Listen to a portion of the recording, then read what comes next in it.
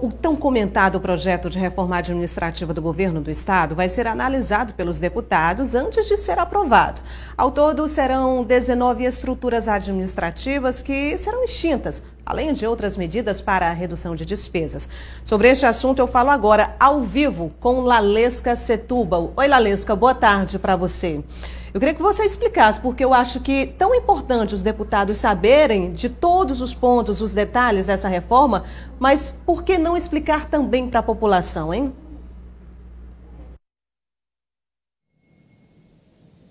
É verdade. Boa tarde, Nájila. Boa tarde a você que nos assiste. Olha, como você mesma falou, Nájila, são cerca de 19 órgãos que vão ser extintos. E a economia que o Estado quer fazer é de 300 milhões de reais ao ano. Ao meu lado está aqui o secretário de governo, o senhor Merlongo Solano. Ele vai explicar para a gente justamente como é que vai acontecer a reforma administrativa. Boa tarde, secretário. Como é que vai acontecer essa reforma? A extinção dessas secretarias não vai complicar aí para a administração? Boa tarde. Bom, o governador irá à Assembleia na próxima quinta, amanhã, né? Levar as mensagens apresentando ao Poder Legislativo as propostas de reforma. E espera que elas sejam discutidas e aprovadas com as devidas alterações que os deputados julgarem necessárias. Eles são o poder legítimo para discutir, alterar, votar e volta para o governador, que deverá sancionar, se possível, se for necessário, vetar alguma coisa. O objetivo é, de um lado, reduzir despesas, de outro lado, melhorar a ação do Estado através da incorporação de novas tecnologias e do maior estímulo ao servidor para uma busca da eficiência. O Estado existe para prestar serviço à sociedade e realizar investimentos. Então, em função da grave crise financeira, o governador trabalha para controlar despesas de modo que o Estado possa recuperar sua capacidade de honrar seus compromissos e voltar a fazer investimentos com recursos próprios. Esse é o grande objetivo. Uma das secretarias que vai ser extinta é a SDR. Mas como é que o governo colocou essas secretarias à disposição para essas extinções? Como foi essa decisão? Veja, no caso da SDR, na verdade, é uma exceção à regra. A SDR está sendo reorganizada. Em função da necessidade de atender dois públicos que trabalham na agropecuária, mas que têm realidade social e econômica muito diferente um do outro, que é, de um lado, o agronegócio, o empreendedor capitalista que trabalha com exportação de soja, por exemplo. De outro lado, a agricultura familiar. Os dois têm necessidades distintas, muito distintas. Então, a SDR vai cuidar da agricultura familiar e a Secretaria do Agronegócio vai cuidar do agronegócio e do empreendedorismo rural, para que as duas necessidades, que ambas são do interesse do Estado e da sociedade, possam ser atendidas da melhor maneira possível. Então, neste caso, não é uma extinção, é uma reorganização de uma secretaria que passa a ter suas funções distribuídas a duas secretarias.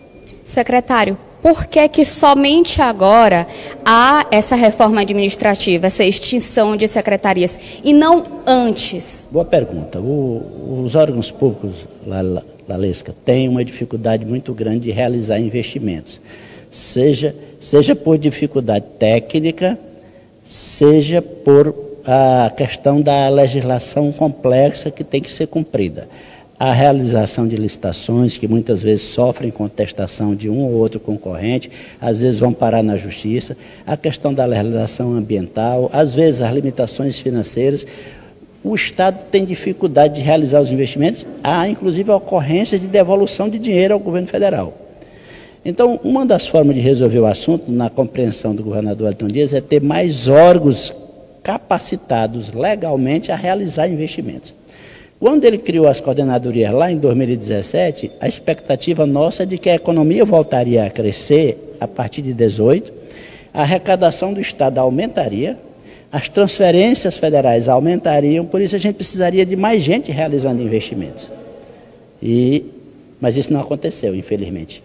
Não fossem as operações de crédito que nós celebramos, o Estado teria parado de vez.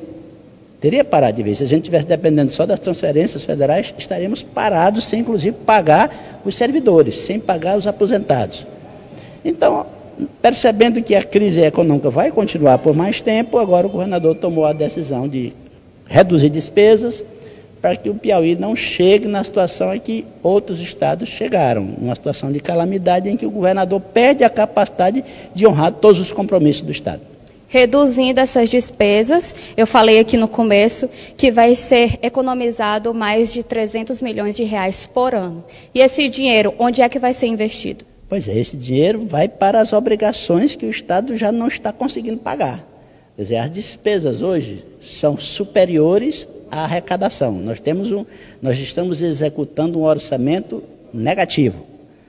Quando é que ele é negativo? Quando as despesas são maiores do que a arrecadação.